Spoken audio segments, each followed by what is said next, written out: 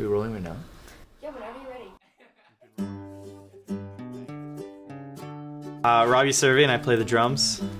Zach Vivian, I play the bass. I'm Sebastian App. I play lead guitar and sing lead vocals. All right. The sneeze started it all, I guess you would say. Yeah, we used to be called State of Us. That was like the band name, like grade 9. You know? High school, yeah. Battle of the Bands, you know, the usual gigs. It was edgy. And then, we released the first album, Perspectives, as State of Us. I was in the band at that point. And we thought the next step would be to like bring it to Toronto, shop it around, see what we can do like in the big city. And then that's when we kind of like realized that we wanted to change our style and change our name too. So then the idea of Huttch was just kind of like random, like it was just the first thing that came in our heads. It was kind of like save our money, and we could either go like, you know, on a Cancun trip like most people do, but it's like we spent like 3 months in Toronto instead just for the money. So we recommend people doing that a lot more, just going to the city for a while. way better vacation. Yeah. We dropped one of the members. We dropped the second guitar player, and we were in the process of recording just one song with a producer we met there, and it was Give Me Some More. Like at the time, it was just the one song that we kind of realized that it was a little different than like the State of Us songs. Working with somebody that like kind of forced you to chop up things differently, or look at like the parts like, no, that would be a better chorus or something like that. And then, you know, having 3 people at that point was like figuring out ways to sing together and Just make play it sound certain guitar more parts. better, yeah, yeah. make it full, but you know, you're only 3 people, so you know, with challenges kind of made it a lot more interesting in a way. Sash is the pretty boy. Robbie on the Yes. good days, you know? Robbie on the good days. Yeah, like Everybody has their bad days, okay? We have enough photos on our phones of each other that, you know, kind of show that.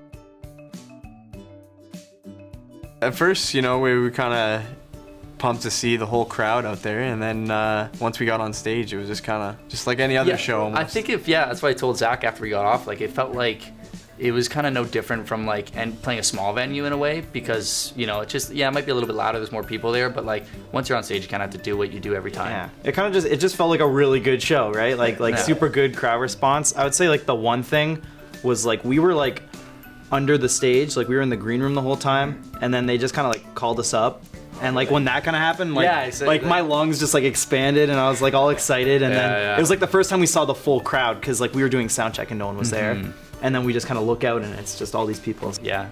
Big. Good experience, definitely, because you know, you find out what the transition is like to play in front of that many people. I'm surprised we made the poster, which is awesome. we pretty awesome, yeah. actually. All the bands that we knew, like from Windsor, that have played Canadian Music Week, they never really made the poster. Well, so like it's pretty nuts that like we're on it, like with like some of the bands that we know personally too. Yeah, Ivory Hours is like right next to us, and they played our CD release, so it's like, look, we're all doing things. You know? We're all buddies together. So yeah, like that was just kind of we applied for it like way back, like last year. Well, and then it was like September. September, yeah. And then we didn't really hear anything, and we're just kind of like waiting for it. And then he's like, "You guys want to play multiple days?" Yeah, like, very cool. It was just a random. It was just a random email, like you're in it. That's how it happens, though. Sometimes you just. Yeah. And then to see like us, Tegan and Sarah, big names like that on the same poster, it's cool to share that around. Ooh, I got mine. I would say we played a show when we were up in Toronto. We played one in Sudbury. Damn it.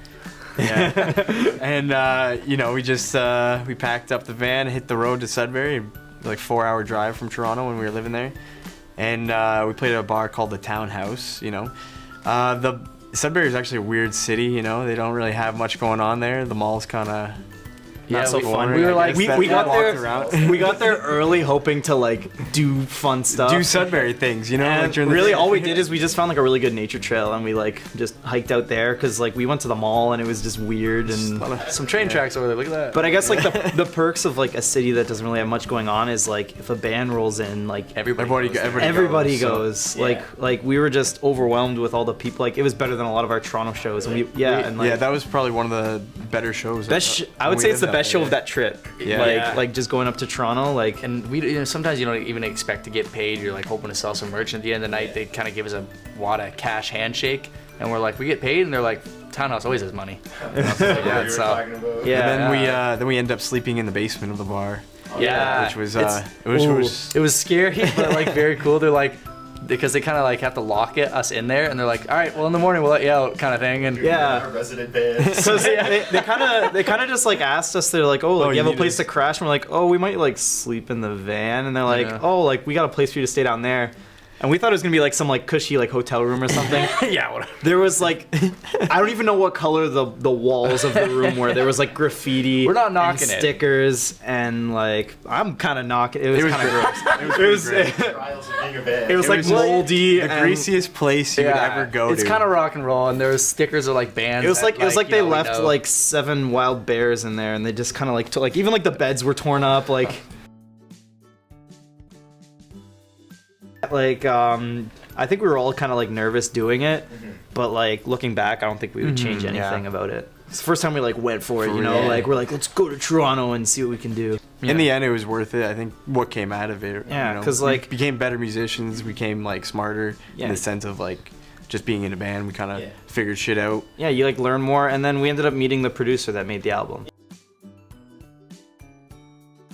Yeah, I tell people this all the time, like, I'm happy I graduated university because I just took that same, like, work ethic of, like, you know, you have, like, due dates and things need to be done, and just brought that to stuff in the band, like, when it came to, like, getting things done, like, for us. Because, like, being in a band's, like, a lot of work. There's a lot of things you kind of have to juggle.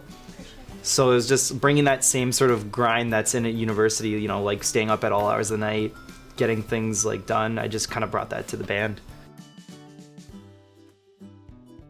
That was the first show I did, actually. Yeah, I just bought that bass like a few weeks before that, and then you know, just kind of experimenting with new kind of sounds and like how that each bass kind of works with different songs, and then I just found like, you know, it's just funner to play. Yeah, now you do it every show. So. Yeah, exactly. Now People probably don't understand like as much when you look at a band, they switch things or whatnot, how much of a difference it makes. But when you're playing the same instruments for a year and a half in the same basement and you're trying to look for new sounds, and you kind of like gone through most of the stuff, so switching it up a bit definitely helps. Yeah, it's like good inspiration, I would say.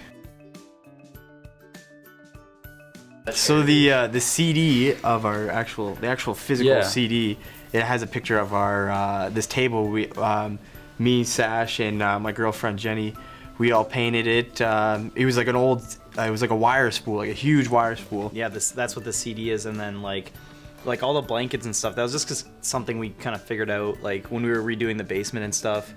There wasn't a whole lot of character, and you know, we wanted to make it dungy. like that 70s show, kind of like basement, but the same. We need jam space and cheap soundproof blankets, you know, whatever you hang out. We thought it'd be, you know, look cool if we just had a bunch of crazy blankets. And then, you know, once you start figuring out all the songs are getting written, you're kind of come up with a theme for your band or the album art, and then you think too hard. But we're like kind of just looking around everything. We're like, why don't we just like, it's right in front of your eyes almost in a way. And so I think everybody's like, you know, when they pull out the album, see all the blankets and everything, they're like, it's just like when we met you, like, you know, the first time. So yeah, and we would like invite people to the house for like house shows and stuff. So like a lot of people know that basement and know like all the blankets, and the van that we drive is this big red like cruiser van. Cat Stevens. That's what The back seat like folds down automatically into a bed, and it's like all carpeting on the inside, and it's got like a high ceiling. Shaggin' wagon kind of thing, right? Yeah. Absolutely. So there's a TV in there. So on our way up to Montreal, we hooked up like the N64, and we're just like drinking and playing games all the way up. We invited some of our friends. We're like, oh. Who drives?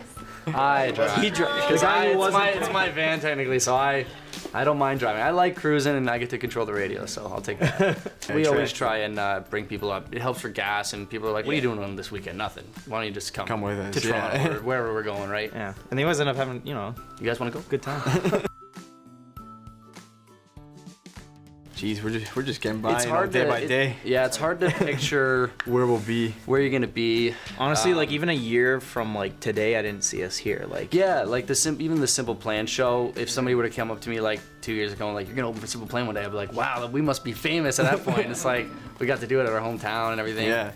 It's hard to say because like we've been getting like some pretty sweet opportunities, like just you know. Yeah. I don't know. We just Every like now- it just every keeps few getting weeks. better. Like I Yeah. don't know. Every like the minute something kind of fades out, someone else just comes up to us with something. Like we had our big EP release, and that was great. We got in the Windsor Star, all that stuff, and then it wasn't even like a couple days later we got the call for the Simple Plan show. So it's just like it's just some crazy stuff going on. So 5 years, who knows? We could be the exact knows, yeah. band that we want to be. It comes with planning too. Like you learn the more you do. So, you know, from going around making connections with these little shows that we do, we're trying to put together like, you know, the finishing touches, like our tour now, like getting everybody to, you know, be on board with the whole kind of 2 weeks at least. And yeah, it takes just planning, I think, practicing, finding times to do that. So it's kind of like a never nonstop thing. So it never feels like we're like sitting around waiting, at least. Yeah, like Windsor's definitely our home, but I'd say like we're almost going to Toronto once a month now, which is like pretty cool because like we'll play Windsor once a month and then we'll play Toronto once a month, and it's like a good kind of balance. Your home is the stage. And you know what I mean? So it's like- keeps us busy, and then at the same time we're playing to two totally different crowds. I think the last probably year and a half, it's been really picking up. I'd say a lot of new bands have been like getting really good and just releasing like a lot of good work. And I think So I think that helps a lot. Just kind of like building a buzz around Windsor and like the local scene here. yeah, because like we were State of Us for a long time, and it was almost like we kind of like reached like a point where we were just doing the same shows and we weren't really getting anywhere. And then like we did the Toronto thing, and we almost like came back to like a really responsive Windsor scene, and like bands just like we're like close friends with a lot of really like great bands right now, and like we're all kind of helping each other, which is like really good to see. I think it goes in waves too. Like, if you think about like the history of Windsor being next to like Detroit, and then it's kind of in between a small town, like not too small to be like nothing's going on except the townhouse, or it's like, you know, next to London or Toronto. So it's definitely stoppable, but at the same time, it's like to get out is nice as well, and to be able to kind of like you can still build your grid up here, playing in front of like building an audience, and then going to a big city, going like people hand you shows, like, and you kind of like meet people up there that are like they think they know everything, but I sometimes like think we can run a show better in Toronto. Like people are like, we've gone to shows, we're like, who's running the door tonight? And we're like, oh, somebody's got to do the door, like, and nobody knows how to set their own sound. They have sound guys there all the time, and it's like, I feel like the Toronto scene's more like it's more given, I think, to a lot of bands. Yeah. and it's good if you know what you're doing, but at the same time, if you don't, then you kind of miss out on some of the smaller homegrown opportunities. Yeah, exactly. I'm kind of thankful that we came up in Windsor, because we learned how to do everything ourselves. So then we know when we're being offered a good show and when we're not being offered a good show, because we know all aspects of it. So we're Huttch. You can pick up our album on iTunes and also Bandcamp, and check out our Instagram, Hutched Up. And thanks for watching. See you later.